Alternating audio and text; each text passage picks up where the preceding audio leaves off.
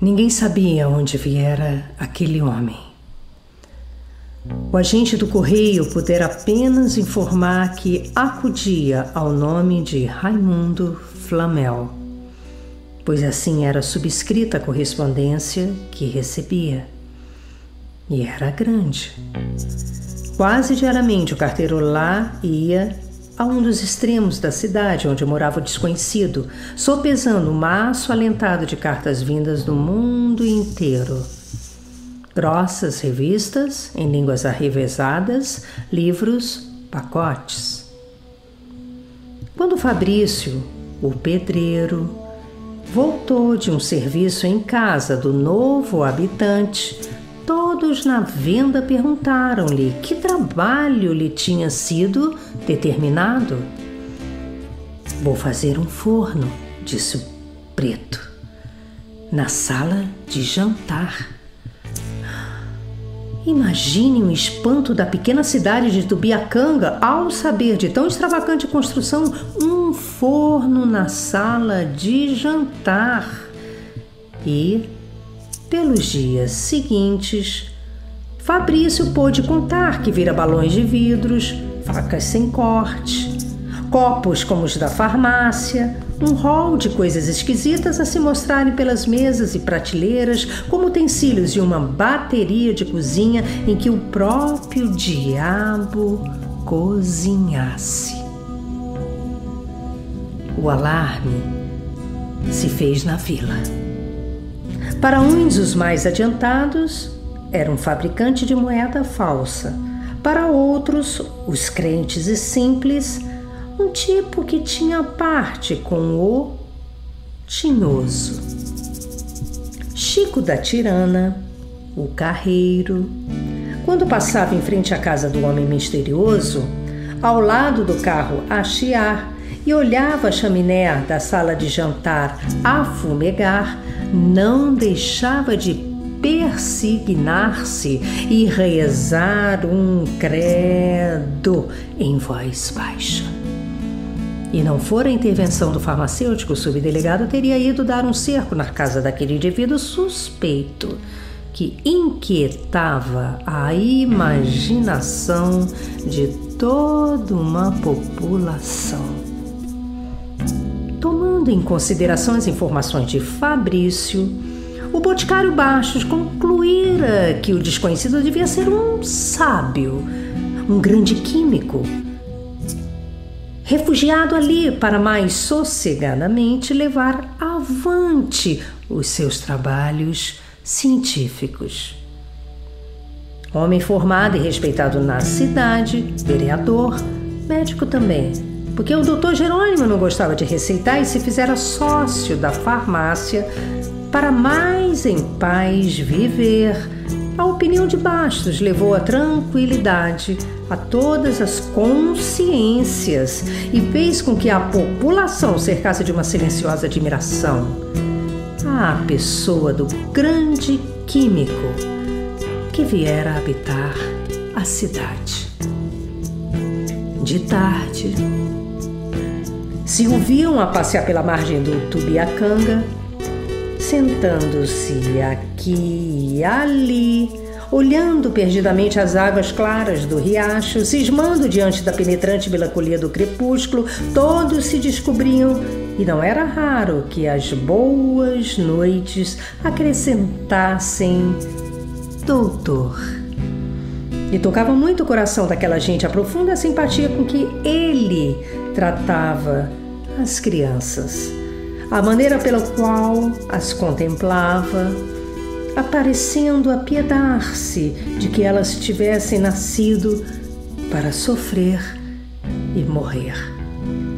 Na verdade, era de ver-se, sob a doçura suave da tarde, a bondade de Messias com que ele afava aquelas crianças pretas, tão lisas de pele, tão tristes de modos, mergulhadas no seu cativeiro moral, e também as brancas, de pele baça, gretada e áspera, vivendo amparadas na necessidade caxia dos trópicos. Por vezes, vinha-lhe vontade de pensar qual a razão de ter Bernardin de Saint-Pierre gasto toda a sua ternura com Paulo e Virgínia e esquecer-se dos escravos que os cercavam. Em poucos dias, a admiração pelo sábio era quase geral. E não era unicamente porque havia alguém que não tinha em grande conta os méritos do novo habitante, Capitão Pelino, mestre-escola e redator da Gazeta de Tubiacanga, órgão local e filiado ao Partido Situacionista, embirrava com o sábio. Vocês hão de ver, dizia ele, quem é esse tipo. Um caloteiro, um aventureiro ou talvez um ladrão fugido do rio. A sua opinião em nada se baseava, ou antes, baseava-se no seu oculto despeito, vendo na terra um rival para a fama do sábio de que gozava. Não que Pelino fosse químico, longe disso, mas era sábio, era gramático. Ninguém escrevia em Tubiacanga que não levasse bordoada do Capitão Pelino, e mesmo quando se falava em algum homem notável lá no Rio, ele não deixava de dizer: não há dúvida, o homem tem talento, mas escreve outro, de resto, e contraía os lábios como se tivesse engolido alguma coisa amarga. Toda a vila de Tubiacanga acostumou-se a respeitar o solene Pelino, que corrigia e emendava as maiores glórias nacionais, um sábio. Ao entardecer, depois de ler um pouco Sotero, o Cândido de Figueiredo ou o Castro Lopes, e de ter passado mais uma vez a tintura nos cabelos, o velho mestre-escola saía vagarosamente de casa, encaminhava-se para a Botica dos Bastos e dar 2 dedos de prosa. Conversar é um modo de dizer, porque era Pelino, avaro de palavras, limitando-se tão somente a ouvir quando, porém, dos lábios de alguém escapava a menor incorreção de linguagem, intervinha e emendava. Eu asseguro, dizia o agente do correio, que por aí o mestre-escola intervinha com mansuetude evangélica. Não diga asseguro, senhor Bernardes, em português é garanto. E a conversa continuava depois da emenda, para ser de novo interrompida por uma outra pessoa. Por essas e outras, houve muitos palestradores que se afastaram, mas Pelino, indiferente, seguro dos seus deveres, continuava o seu apostolado de vernaculismo. A chegada do sábio veio distraí-lo um pouco de sua missão. Todo o seu esforço voltava-se agora para combater aquele rival que surgia tão inopinadamente. Foram vãs as suas palavras e a sua eloquência. Não só Raimundo Flamel pagava em dia as suas contas, como era generoso, pai da pobreza, e o farmacêutico vira numa revista de específicos seu nome citado como químico de valor. Havia já anos que o químico vivia em Tubiacanga, quando, uma bela manhã, Bastos o viu entrar pela botica dentro. O prazer do farmacêutico foi imenso. O sábio não se dignara até aí visitar, fosse quem fosse, e certo dia, quando o sacristão Orestes fosse quem ousou penetrar em sua casa, pedindo-lhe uma esmola para a futura festa de Nossa Senhora da Conceição, foi com visível enfado que ele o recebeu e atendeu. Vendo Bastos, saiu de trás do balcão, correu a recebê-lo com a mais perfeita demonstração de quem sabia com quem tratava, e foi quase em uma exclamação que disse: Doutor, seja bem-vindo. O sábio pareceu não se surpreender nem com a demonstração de respeito do farmacêutico, nem com o tratamento adversitário. Docemente olhou um instante a armação cheia de medicamentos e respondeu: desejava falar-lhe em particular, Sr. Bastos. O espanto do farmacêutico foi grande. Em que poderia ele ser útil a um homem cujo nome corria ao mundo e de quem os jornais falavam com tão acendrado respeito? Seria dinheiro? Talvez. Um atraso no pagamento das rendas? Quem sabe? E foi conduzindo o químico para o interior da casa sob o olhar espantado do aprendiz, que por um momento deixou a mão descansar no grau, onde macerava uma tisana qualquer. Por fim, achou ao fundo, bem no fundo, o quartinho que lhe servia para exames médicos mais detidos ou para as pequenas operações, porque Bastos também operava. Sentaram-se e Flamel não tardou a expor. Como o senhor deve saber, dedico-me à química. Tem o mesmo nome respeitado no mundo sábio. Sei perfeitamente, doutor, mesmo tendo disso informado aqui aos meus amigos. Obrigado. Pois bem, fiz uma grande descoberta extraordinária. Envergonhado com seu entusiasmo, o sábio fez uma pausa e depois continuou. Uma descoberta. Mas não me convém por hora comunicar ao mundo sábio, compreende? Perfeitamente. Por isso precisava de 3 pessoas conceituadas que fossem testemunhas de uma experiência dela e me desse um atestado em forma para resguardar a prioridade da minha invenção. O senhor sabe, há acontecimentos imprevistos e, certamente, não há dúvida.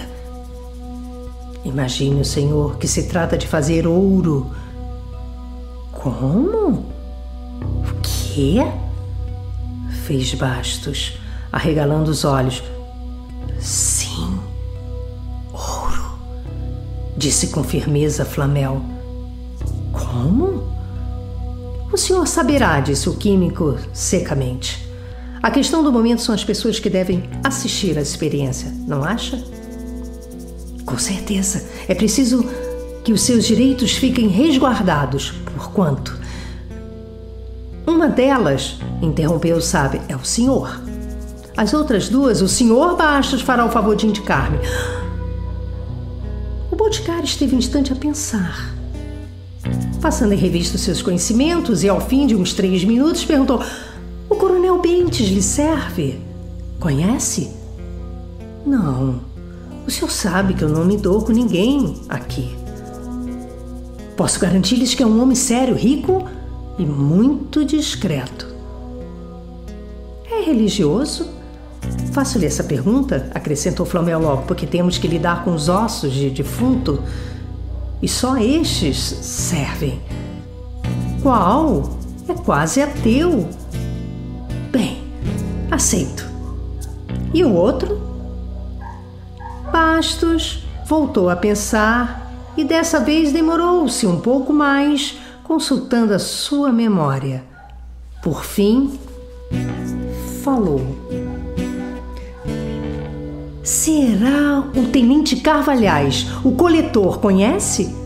Como já lhe disse, é verdade, o homem de confiança, sério, mas o que tem? É maçom. Melhor! E quando é? Domingo. Domingo os 3 irão lá em casa assistir a experiência. Espero que não me recusarão as suas firmas para autenticar minha descoberta. Está tratado. Domingo, conforme prometeram, as 3 pessoas respeitáveis de Tubiacanga foram à casa de Flamel e dias depois, misteriosamente, ele desapareceria sem deixar vestígios ou explicação para o seu desaparecimento.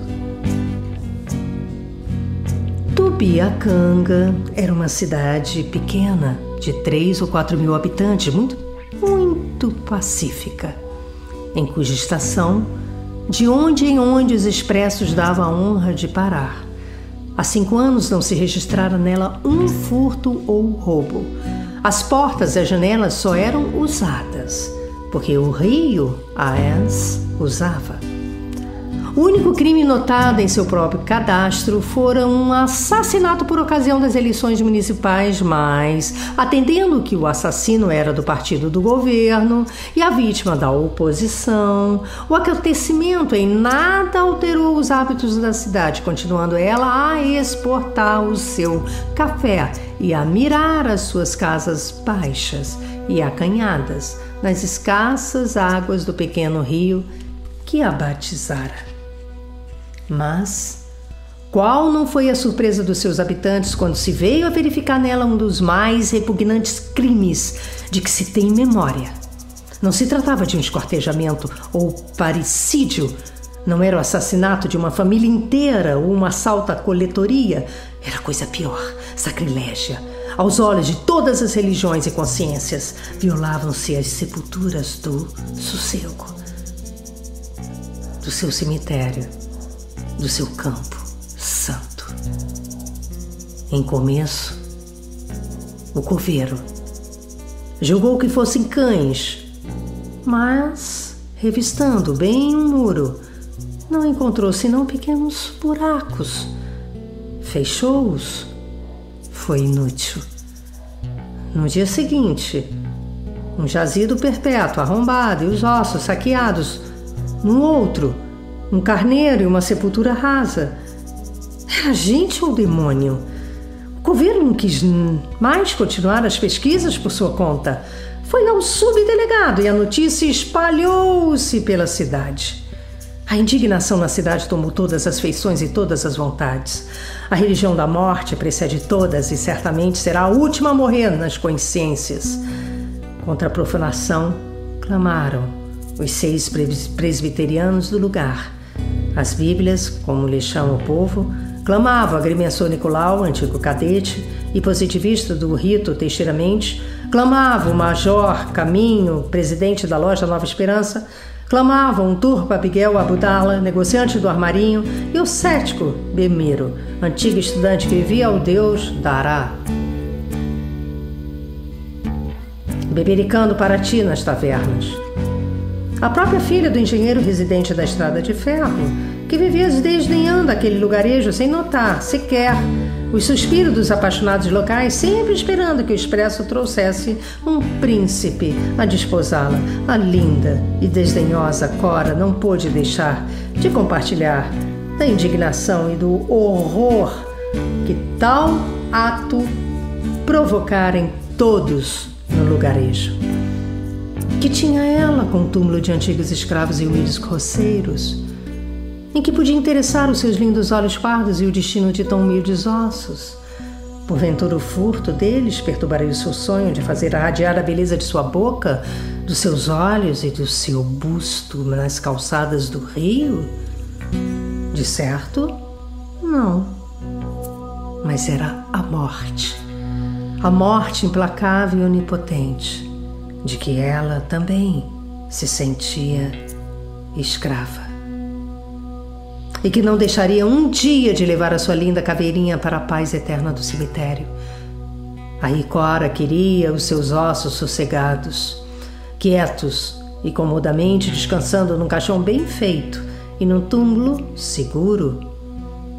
Depois de ter sido a sua carne encanto e prazer dos vermes. O mais indignado, porém, era Belino. O professor deitara artigo de fundo, imprecando, bramindo, gritando. Na história do crime, dizia ele, já bastante rica de fatos repugnantes como sejam o esquartejamento de Maria de Macedo, o estrangulamento dos irmãos Fuoco, não se registra um que o seja tanto como o saque às sepulturas do sossego. E a vila vivia em sobressalto. Nas faces não se lia mais paz. Os negócios estavam paralisados, namoros suspensos. Dias e dias sobre as casas pairavam nuvens negras e à noite todos ouviam ruídos, gemidos, barulhos sobrenaturais.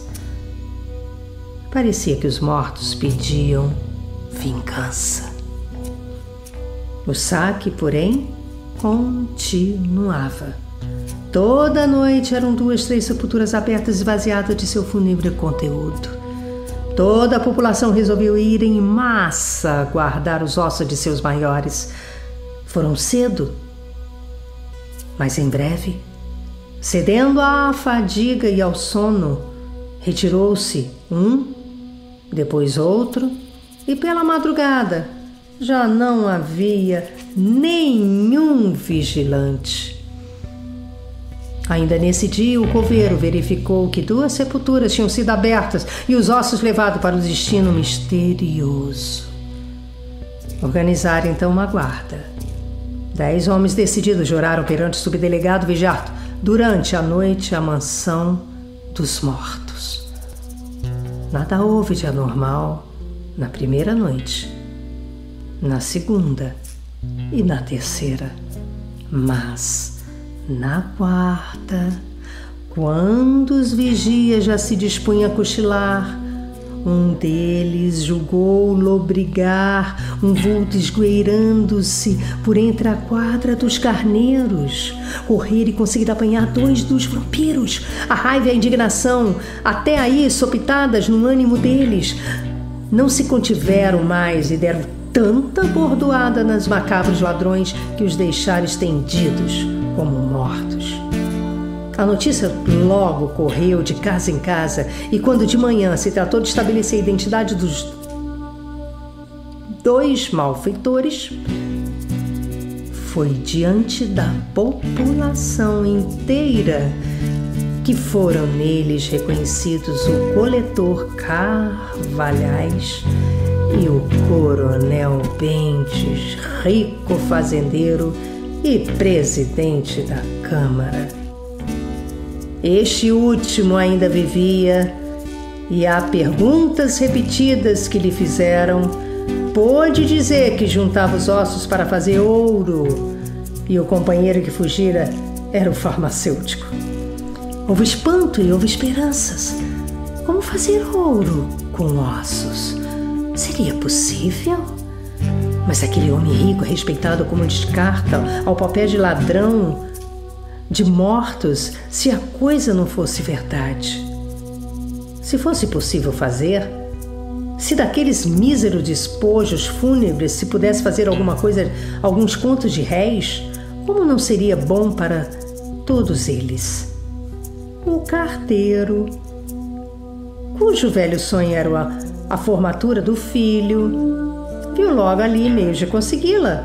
Castrioto, o escrivão do juiz de paz, que no ano passado conseguiu comprar uma casa, mas ainda não a pudera cercar, pensou no muro que lhe deveria proteger a horta e a criação.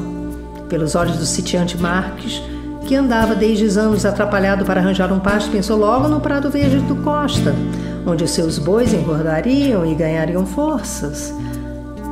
As necessidades de cada um, aqueles ossos que eram ouro, viriam atender, satisfazer e felicitá-los, e aqueles 2 ou 3 milhares de pessoas, homens, crianças, mulheres, moços e velhos, como se fosse uma só pessoa, correram à casa do farmacêutico.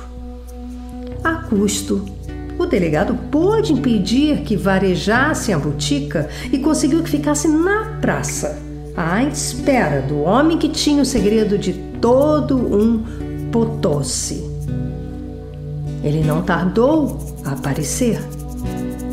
Trepado a uma cadeira, tendo na mão uma pequena barra de ouro que reluzia ao forte sol da manhã, Bastos pediu graça, prometendo que ensinaria o segredo se lhe poupassem a vida. Queremos já sabê-lo, gritaram. Ele então explicou que era preciso redigir a receita, indicar a marcha do processo, os reativos, trabalho longo, que só poderia ser entregue impresso no dia seguinte. Houve um murmúrio. Alguns chegaram a gritar. Mas o subdelegado falou e responsabilizou-se pelo resultado. Docilmente, com aquela doçura particular às multidões furiosas, cada qual se encaminhou para casa, tendo na cabeça um único pensamento: arranjar imediatamente a maior porção de ossos de defunto que pudesse. O sucesso chegou à casa do engenheiro residente da Estrada de Ferro. Ao jantar não se falou em outra coisa. O doutor concatenou o que ainda sabia de seu curso e afirmou que era impossível. Isto era alquimia, coisa morta. Ouro é ouro, corpo simples, e osso é osso, um composto fosfato de cal. Pensar que se podia fazer de uma coisa, outra era besteira. Cora aproveitou para rir-se petropolimente da crueldade daqueles botucudos, mas sua mãe, Dona Emília, tinha fé que a coisa era possível. À noite, porém, o doutor, percebendo que a mulher dormia, saltou a janela e correu em direção ao cemitério. Cora, de pés nus, com as chinelas nas mãos, procurou a criada para irem juntas à colheita de ossos. Não a encontrou. Foi sozinha. E Dona Emília, vendo-se só, adivinhou o passeio e lá foi também. E assim aconteceu na cidade inteira. O pai, sem dizer nada ao filho, saía. A mulher, julgando enganar o marido, saía. Luz das estrelas assombradas correu ao satânico rendezvous no sossego. E ninguém faltou. Os filhos, as filhas, os criados, toda a população. O mais rico e o mais pobre lá estavam. Era o turco Miguel, era o professor Pelino, o doutor Jerônimo, o major Camanho, Cora, a linda e deslumbrante Cora, com seus lindos dedos de alabastro, revolvia a sane das sepulturas, arrancava as carnes ainda podres agarradas tenazmente aos ossos e deles enchia o seu regaço até ali inútil. Era o dote que colhia e as suas narinas, que se abriam em asas rosadas e quase transparentes, não sentia o fétido dos tecidos apodrecidos em lama fedorenta. A desinteligência não tardou a surgir. Os mortos eram poucos e não bastavam para satisfazer a fome dos vivos. Houve facadas, tiros, cachações. Pelino esfaqueou o turco por causa de um fêmur. E mesmo entre as famílias questões surgiram. Unicamente o carteiro e o filho não brigaram, andaram juntos. E de acordo, e houve uma vez que o pequeno, uma esperta criança de 11 anos, até aconselhou o pai: papai, vamos aonde está mamãe? Ela era tão gorda. De manhã, o cemitério tinha mais mortos do que aqueles que receberam em 30 anos de existência. Uma única pessoa lá não estivera, não matara, nem profanara sepulturas. Fora o bêbado Belmiro. Entrando numa venda meio aberta e nela não encontrando ninguém, encher uma garrafa de Paraty e se deixara ficar a beber, sentado na margem do Tupiacanga, vendo escorrer mansamente as suas águas sobre o áspero leito de granito. Ambos, ele e o rio, indiferentes ao que já viram. Mesmo a fuga do farmacêutico com seu Potosse e o seu segredo sob o dossel eterno das estrelas.